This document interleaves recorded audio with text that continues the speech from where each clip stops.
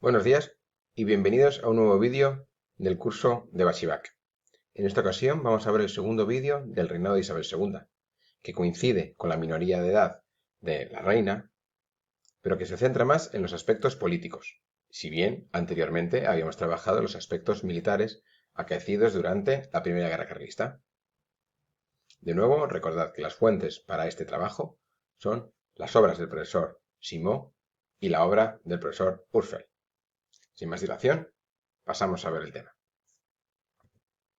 Como veis ahí, continuamos con las etapas y en este caso con la transición hacia el Estado liberal. Bien, en un primer momento dicha transición hacia un Estado liberal desde un régimen absolutista es muy lenta, como representa C.A. Bermúdez, este político español que conocéis de otros lugares, pero que inicia una serie de reformas tan leves que prácticamente no hay cambio.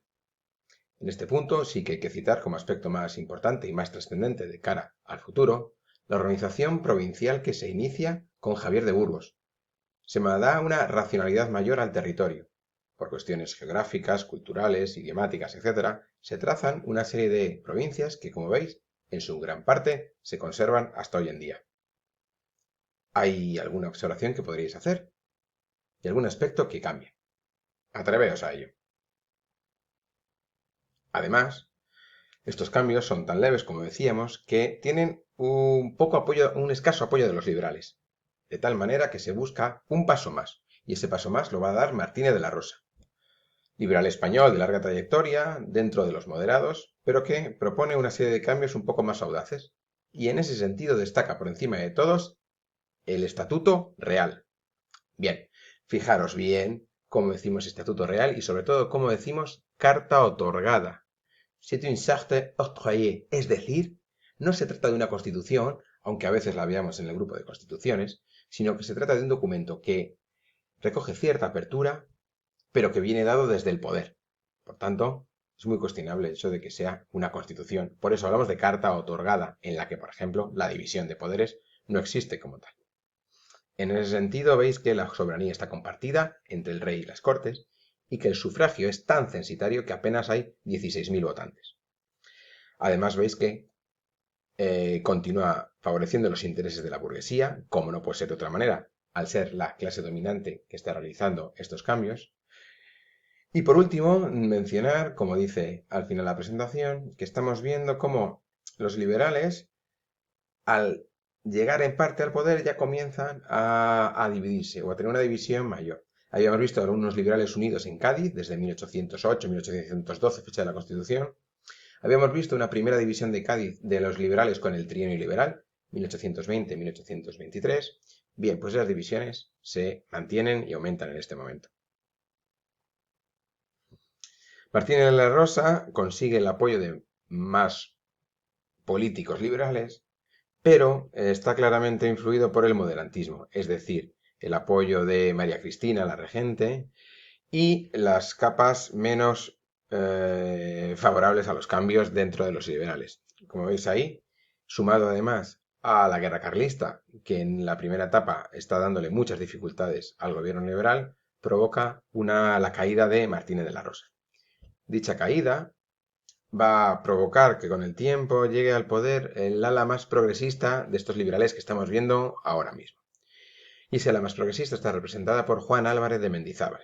Como veis ahí, primer intento progresista dentro de esta etapa de minoría de edad de Isabel II. Entre el 35 y el 36 se produce este cambio en el gobierno, aunque vais a ver que los cambios en el gobierno son enormes.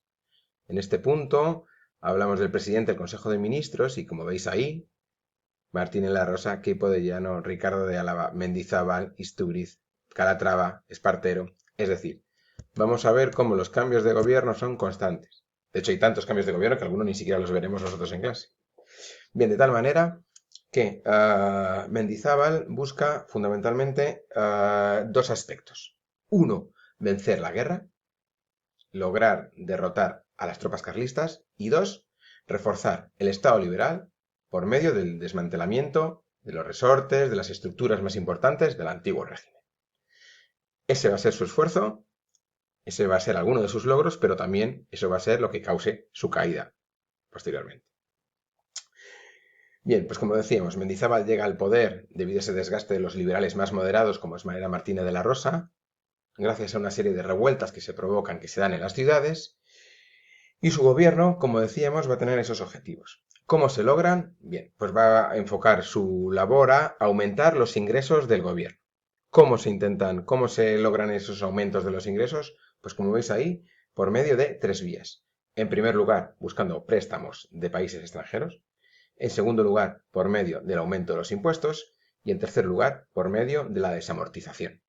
Es decir, de la expropiación de los bienes de algún estamento o de algún individuo, en este caso fundamentalmente del clero, para su posterior venta. De tal manera que se buscan 3 aspectos. 1, aumentar los ingresos con esas ventas. 2, distribuir la propiedad de la tierra entre una mayor parte de la población. Y 3, que las capas de poder más poderosas pierdan cierto poder. En ese sentido, la desamortización de Mendizábal, como viene aquí, habéis visto lo que estáis viendo, lo que comentamos anteriormente, va a tener una gran rémora. Y es que ese reparto de tierras que quería Mendizábal que se produjera entre la mayor parte de la población no se produce. ¿Por qué? Porque las ventas de la desamortización de Mendizábal, de esas expropiaciones que se habían realizado, se realizan por medio de subastas, como veis aquí. Unas subastas que provocan que ya aquellas personas más beneficiadas, más favorecidas dentro de la sociedad, sean aquellas que puedan acceder a dichas compras. La desamortización de Mendizábal no establece un sistema de pago progresivo lento que pudiera permitir que otras personas accedieran a esas tierras. No. Quiere mucho dinero y rápidamente, porque los gastos militares son muy elevados. ¿De acuerdo? Y por eso veis ahí que la gran burguesía e incluso la propia nobleza es la que se va a ver reforzada. La Iglesia pierde poder, la Iglesia pierde tierras y propiedades, en cambio la burguesía y la nobleza va a conseguir gran parte de esas propiedades. Algún aspecto más del gobierno de Mendizábal, ¿de acuerdo? Como el desmantelamiento de esas estructuras importantes que decíamos anteriormente, pruebas de nobleza, Tribunal de la Inquisición, la Mesta, ver el vídeo para echar un ojo a ver qué es eso de la Mesta. ¿Qué ocurre? Que el cambio es tan importante o pretende ser tan avanzado en tan poco tiempo que las protestas de las capas más conservadoras o menos liberales dentro de los propios liberales es fuerte. De tal manera que Mendizábal va a estar en el poder apenas un par de años y en el año 36 dimite. Pero esto es unas continuas idas y venidas. Y habíamos visto esas revueltas urbanas que le habían dado el poder en Mendizábal, pero vamos a ver cómo inmediatamente después tenemos una revuelta de sargentos. La revuelta de los sargentos de la Granja en agosto del 36, como veis ahí. ¿Qué ocurre? Que después de Mendizábal hay un regreso a un mundo más conservador, de tal manera que hay una protesta entre los oficiales más bajos o suboficiales. En este caso se busca el regreso a la Constitución de 1812, a la Constitución de Cádiz, y desde esa Constitución se convocan nuevas elecciones que van a ser constituyentes. Elecciones constituyentes, unas cortes constituyentes, es decir, encargadas de realizar una nueva Constitución. Dicha Constitución va a ser la Constitución de 1837. Una Constitución del año 37 que la trabajaremos y que engrosará el listado de constituciones sobre el que vamos a trabajar a lo largo de este curso. Esta imagen, este documento que tendréis, que está distribuido por toda España, como veis ahí hace un desglose de las diferentes constituciones, incluso del Estatuto Real o de las leyes fundamentales del franquismo, como veremos posteriormente. Es decir, hace un desglose de las leyes más importantes que ha habido en cada momento. Y fijaros, muy interesante, va a ver la ideología. Estamos aquí en la Constitución del 37. Ideología, como era la soberanía, la división de poderes, el sufragio y los derechos. Esta tabla es muy importante, ¿de acuerdo? Bien. Pues como decíamos, esa Constitución que viene fruto del acuerdo entre moderados y progresistas y que va a estar en vigor un tiempo. Un tiempo escaso, ya hemos hablado brevemente de ella, entréis en detalle, echar un ojo a los aspectos más importantes. Aquí tenéis el texto. Una constitución que va a provocar la llegada de los moderados al poder. Ocurre muchas veces. Hay un cambio constitucional, nuevas elecciones y a través de esas elecciones hay unas nuevas cámaras que en este caso dan una importancia mayor a los moderados. Moderados que van a echar hacia atrás ciertas de las reformas. Como veis ahí, régimen electoral, es decir, sufragio más restrictivo, libertad de prensa, que es uno de los aspectos más importantes de la Constitución del 37, que se modera, y restablecimiento de ciertas cuestiones, ciertos impuestos, como en ese caso el diezmo. ¿Vale? Bien. Pero va a ser una ley municipal la que paradójicamente provoque la caída de la regente.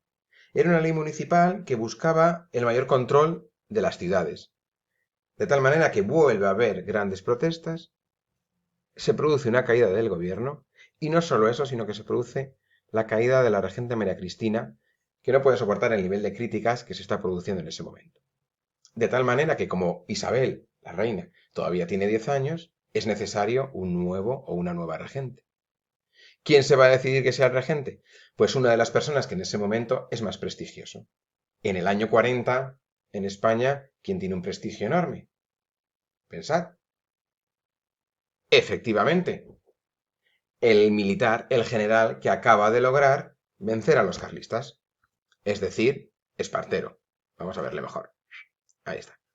Baldomero Espartero, que va a iniciar la regencia durante este periodo aproximado de 3 años, militar progresista, como ya sabemos, hemos hablado de él, con nuevas elecciones y con una idea de regresar un poco a ese bienio progresista que habíamos visto anteriormente con Mendizábal. ¿De acuerdo? ¿Qué ocurre?